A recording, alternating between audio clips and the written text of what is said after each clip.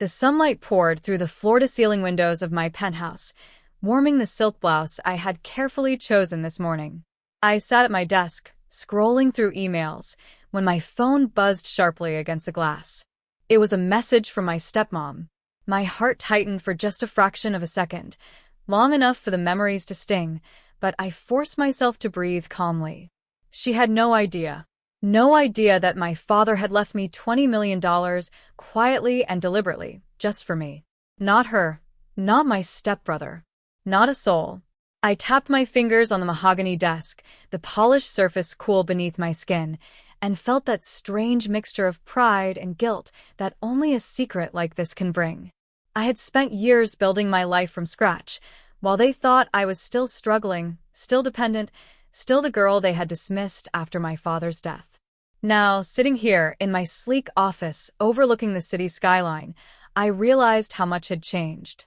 I had grown stronger, more cautious, and more cunning than they could ever imagine. The message notification flashed again. This time it wasn't just a casual check-in. It was an invitation or maybe a challenge. Either way, it was time to face the past they thought they knew. And I, Isabella Reynolds, was ready. I still remember the way the house smelled that day, the mix of polished wood, faint perfume, and a tension that seemed to hang heavier than the air itself. I was 18, fragile in ways I didn't yet understand, and my stepmom, Veronica, had just dismissed me from the living room, like I was invisible. "I don't know why your father bothers with you," she had said, her voice smooth but cutting. "You'll never be ready to take care of yourself." The words had struck harder than I expected. My chest tightened, my hands trembled as I clutched the thin envelope my dad had given me weeks before, something he whispered about in secret. "This is yours, Bella. Keep it safe.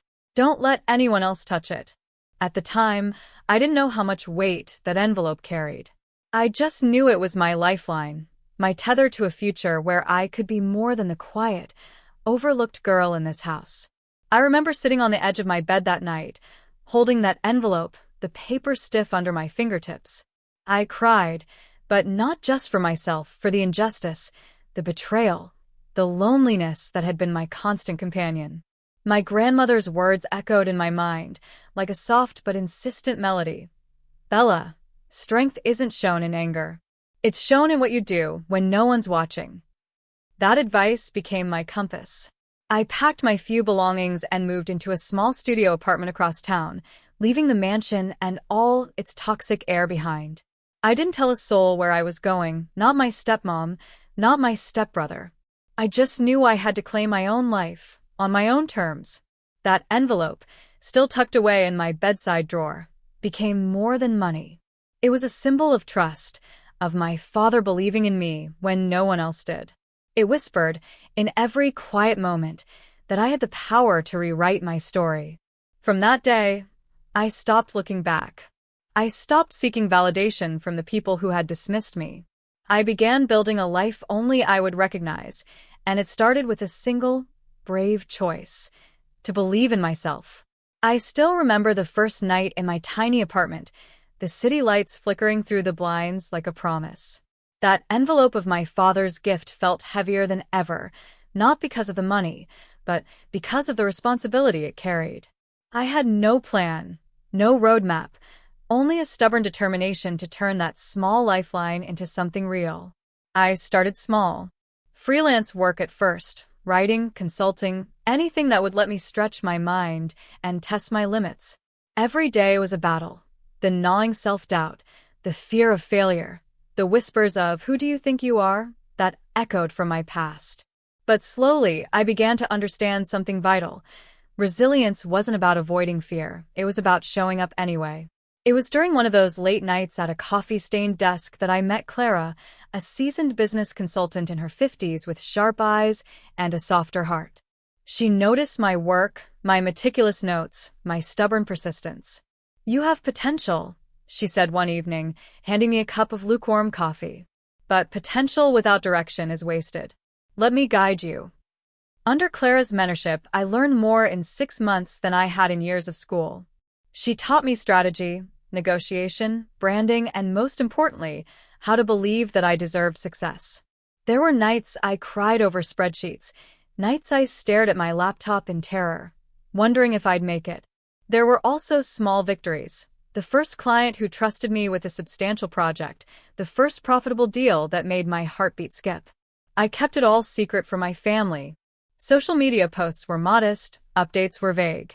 Veronica and my stepbrother continued to assume I was scraping by, dependent and fragile. Every text they sent, every call they made, reminded me why secrecy was power. My father had trusted me with more than money. He had entrusted me with the ability to prove myself without their interference. By the end of the second year, I had transformed the inheritance into a thriving consulting business, investing smartly, hiring a small team, and even branching into real estate. I watched my bank account grow, my portfolio expand, but the greatest satisfaction came from knowing I had done it all myself, quietly, confidently, without anyone else's interference. Every milestone was a secret celebration. A new client, a successful pitch, a positive cash flow. I savored them in the silence of my apartment, letting them fuel my resolve. I didn't need applause. I only needed progress. And with every passing day, the young, vulnerable girl who had left that mansion behind was being replaced by someone who was unshakable, unstoppable, and entirely her own. The envelope from my father stayed locked away, a constant reminder that the foundation of my life was built not on their approval, but on my courage, my vision, and my refusal to let anyone else dictate my worth. The day they arrived, I let the city's skyline work its magic. The sunlight glinted off the glass panels of my office, highlighting the rich textures of the art I had collected, the sleek lines of the furniture, and the warmth of the bookshelves lined with titles I had devoured in long nights of learning. I could hear the familiar click of heels on marble below, the sound that had once accompanied judgment and dismissal, and smiled faintly to myself. Veronica's face was the first I noticed when she entered, expecting the frail, struggling version of me she had always believed in. Her lips parted slightly, eyes widening as she took in the space, a private office with panoramic city views, a polished desk scattered with contracts, and subtle displays of wealth that spoke louder than any words ever could. "Bella," she said, her voice trembling just a little. The nickname felt both intimate and mocking, a reminder of the girl she thought she knew. My stepbrother lingered behind her, shifting uncomfortably, his eyes darting from the expensive sculpture to the abstract painting I had acquired last year. I stood, smoothing the silk of my blouse and letting the calm confidence settle over me like armor. "Call me Isabella," I said, the name resonating with authority, with the woman I had become. I gestured to the space around me, letting silence do its work. I watched them absorb every detail: the office, the subtle fragrance of jasmine, the polished oak floors. The suspense was delicious. Finally, I spoke. "I imagine you thought I was struggling, that I was dependent, fragile, incapable of managing anything on my own." I paused, letting the words hang. Their guilt and disbelief were almost visible, palpable. "The truth is, I've been thriving. Not despite what you said, but because I chose to create my own path. And this," I tapped lightly on the desk, where a simple plaque read Reynolds Consulting LLC, "is mine. Every deal, every client, every success, mine." Veronica's lips pressed together tightly, her face flushing. "But how?" she whispered, more to herself than to me. I smiled, letting the revelation sink in. "My father left me an inheritance," I said, letting the pause deepen the suspense. $20 million. It was meant for me alone. I didn't tell you, because this wasn't about proving anything to you. It was about proving to myself that I could build, grow, and succeed entirely on my own. My stepbrother staggered back slightly, the reality crashing into him. $20 million, he muttered. "Yes," I said firmly, eyes steady, voice calm. "And I've done more with it than you ever imagined. I am not the girl you underestimated. I am the woman who made herself unstoppable." The room was silent for a long moment, the weight of my words settling over them. Shock, guilt, envy, and finally awe flickered across their faces. They had expected weakness. They had expected struggle. Instead, they found authority, poise, and undeniable power. And in that silence, I felt the culmination of years of effort, pain, and triumph. I didn't gloat. I simply let the truth stand between us, firm and undeniable, like a monument to the life I had chosen to claim. I leaned back in my chair, letting the weight of the moment settle over us. Veronica's eyes darted around the room, her composure trembling ever so slightly, while my stepbrother's jaw was tight, a mixture of shock and disbelief etched across his features. For years, they had assumed they held power over me, but now the roles had reversed. "I've made my choices," I began, my voice calm but unwavering. "I've built my life, my company, my independence. And now, if you want to be a part of my world, there are conditions." Veronica opened her mouth to protest, but I held up a hand. "Listen first. Speak later." "First," I said, "you need to drop the toxic habits that have poisoned our family. Gossip, manipulation, jealousy. These have no place here. If you want to interact with me, you must respect my boundaries." I watched her swallow hard, realizing that this wasn't a threat.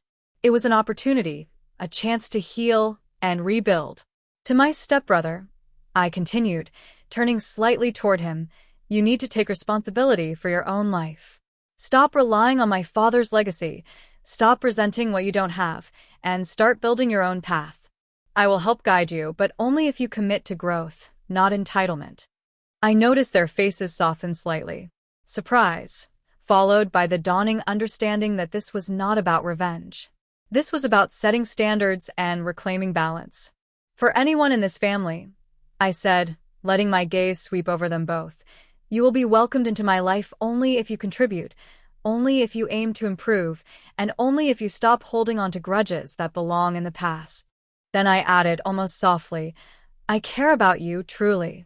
But love without respect, without accountability, is meaningless. I built my life on courage, on honesty, and on the quiet discipline of proving myself when no one else believed in me. If you want a place in my life now, you will honor that." Veronica's eyes shimmered with unshed tears. My stepbrother nodded slowly, the first hint of humility I had ever seen from him. The power had shifted entirely, but I felt no malice. I felt clarity, balance, and the quiet satisfaction of reclaiming my family, not through money or status, but through principle. I had built walls, yes, but now I was offering bridges, carefully constructed, strong enough to hold new, healthier relationships. My father had trusted me with the tools to succeed, and I was trusting myself to shape the future. Not theirs. Mine. For the first time in years, I felt both powerful and compassionate, a rare equilibrium I had worked hard to achieve. The conditions weren't punishments. They were invitations to grow, to change, and to step into the version of themselves that they had long ignored. Weeks passed, and slowly, almost imperceptibly at first, I began to notice change. Veronica no longer called me Bella in that patronizing tone. Instead, she asked for advice, sought my opinion, and began to respect the boundaries I had set.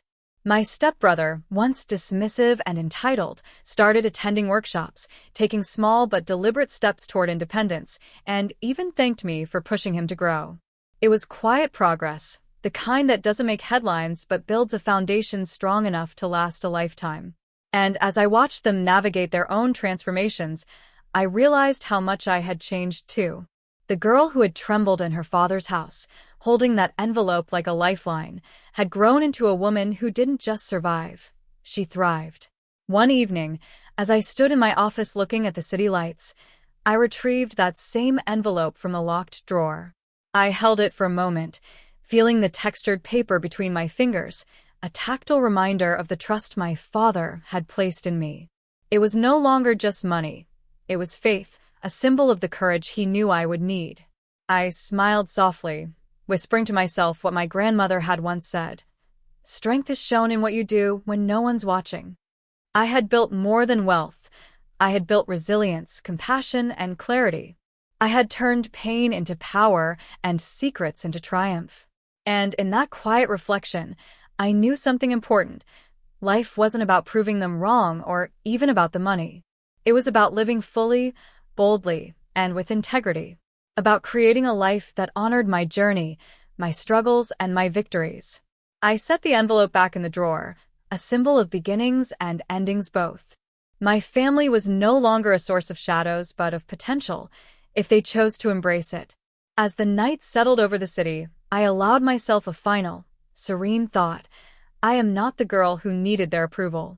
I am the woman who defines her own worth, claims her own future, and thrives in her own light.